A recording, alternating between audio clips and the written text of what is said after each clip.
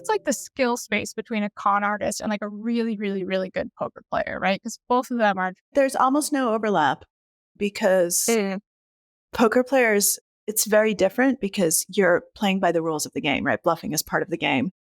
You're actually just learning a skill set at how to play a good game strategically. So in that sense, I mean, they're strategic actors and they're good strategic players, but con artists are motivated to take advantage of others in a way that deceives them and goes against the rules of the game that is life.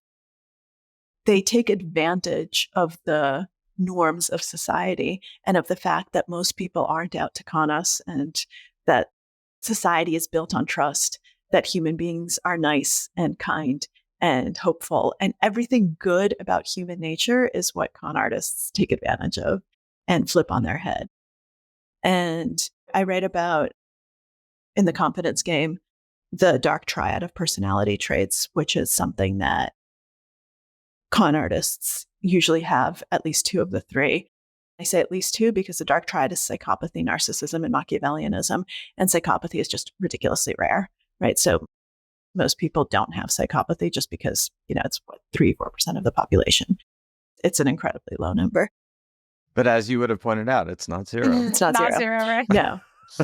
But narcissism and Machiavellianism are kind of the two driving forces of con artists. And narcissism is not just thinking that you're the center of the universe, but the sense of entitlement, right? The sense of this is owed to me.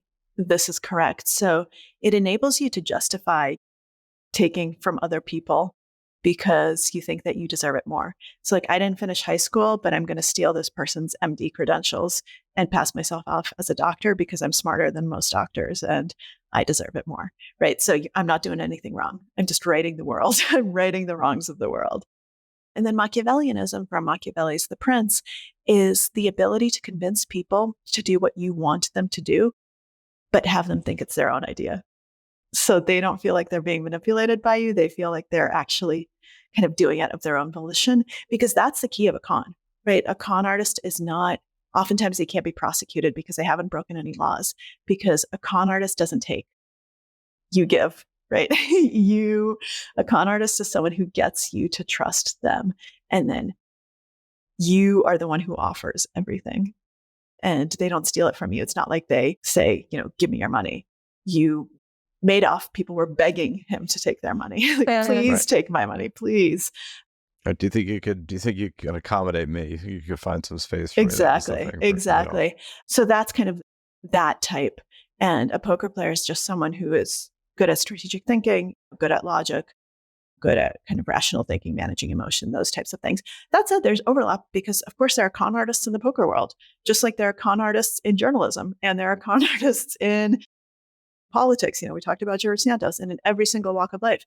Con artist is not like a separate profession. Con artists are all over the world in every single profession, and in some professions more than others. I actually think journalism probably has more than its fair share.